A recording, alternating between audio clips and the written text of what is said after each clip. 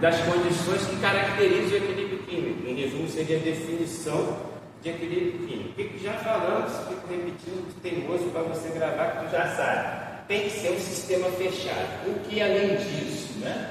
Que papo é esse aqui, V1 igual a V2? No sistema fechado, eu falei, você admite tanto que reagente está se transformando em produto, mas o produto que começa a ser formado, isso segue ocorrendo dentro do reator, em algum momento, quando aumenta a quantidade de produto, essas moléculas do produto podem, ao contrário, voltar a formar reagente e extingue isso, porque isso não é desejado.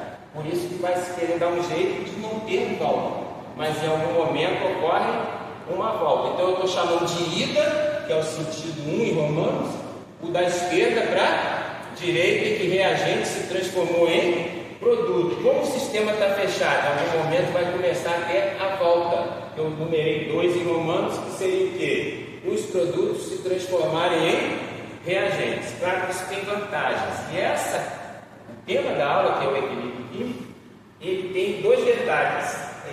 A reação em que reagente se transforma em produto, ela tem uma velocidade. E a gente chama isso de V1, porque o 1 é o quê? É da esquerda para a direita. Essa velocidade, em geral, começa alta. Então eu estou olhando só para esse gráfico aqui agora, que é um gráfico de quê? De velocidade por tempo. Então perceba que na origem, no tempo zero, quem que começa no zero? Ou seja, quem que tem velocidade zero? A volta.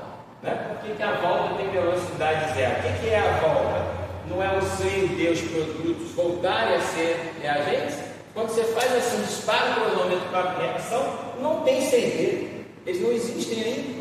Então não vai ter velocidade de retorno do CD voltando a ser A e B, tá claro? Então a velocidade inicial de C e D se transformando em A e B, estou apontando da direita para a esquerda, do produto para reagente, no início não tem isso. Você liga o reator e só tem A e B lá dentro, vai começar a ocorrer uma reação entre A e B. E vai começar com uma velocidade inicial que eu estou chamando aqui de V1.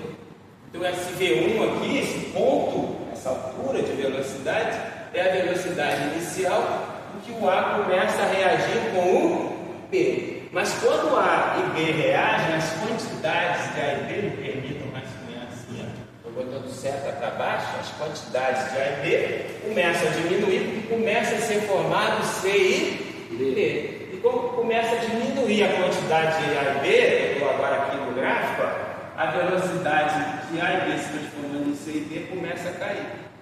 Por que começa a cair? Você tem menos A e B. O fundamento de qualquer reação química, se eu chamar isso aqui de A e isso aqui de B, é choque, é encontro de moléculas. Se você começa a ter menos moléculas, a velocidade da reação cai. Claro isso, me interrompo de verdade, independente do que filme. Tá bom? Então, em resumo, por que a velocidade de A e B, com o tempo, começa a cair? Porque começa a ter menos mols, menos moléculas de A e B. E está aumentando a quantidade de moléculas de quê? De C e D. Lembra? Porque o sistema está fechado. Então, na verdade, A e B está transformando em C e D. Essa concentração cai e essa aumenta. Quando a concentração de A e B cai, a velocidade cai. E qual velocidade que cresce? A velocidade no sentido inverso, que C e D começam a produzir A e B. Resumindo, dentro do reator, vai começar a acontecer isso aqui. O que é isso? A reação vai existir no reator nos 2 sentidos. Está claro? O A e B formam C e D e vice-versa. E essas velocidades, a dos reagentes vai caindo e a dos produtos formando reagentes vai aumentando. Chega um momento em que essas velocidades se igualam. Esse momento no gráfico que eu inventei aqui, esse ponto aqui, ó, eu estou batizando de T1, podia ser ter qualquer número. Desse momento em que as velocidades se igualam em diante, esse momento é chamado de equilíbrio químico. Então, uma das condições do equilíbrio químico é que as velocidades nos 2 sentidos se igualam. Repito, as velocidades. Perceba que eu estou apontando para o gráfico V ter as velocidades se igualam numericamente mesmo, tá? E as concentrações, esse colchete aqui são concentrações.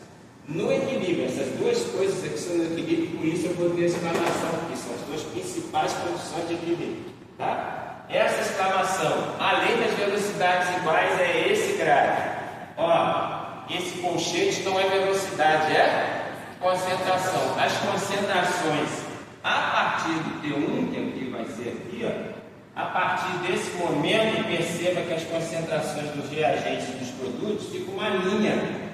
E matematicamente, quando fica uma linha, significa que você tem uma função afim, enfim, uma função constante aí. Tá? Ou seja, a concentração de reagentes e dos produtos, a partir desse momento, e aí esse momento vai ser equilíbrio, as concentrações ficam constantes, né? A concentração de reagentes e a concentração dos produtos fica paralela a esse eixo, ou seja, constante. Resumindo, a velocidade se iguala e as concentrações ficam constantes. Aí você pode me perguntar, mas essas concentrações que eu já entendi ficam constantes, elas podem inverter, o produto ficar maior que a reagente ou igual? Pode, o que importa é que elas fiquem constantes. Querendo mostrar esses casos possíveis, eu inventei um exercício ali que mostro já para vocês. Não percam o próximo capítulo, que é agora mesmo, tá bom?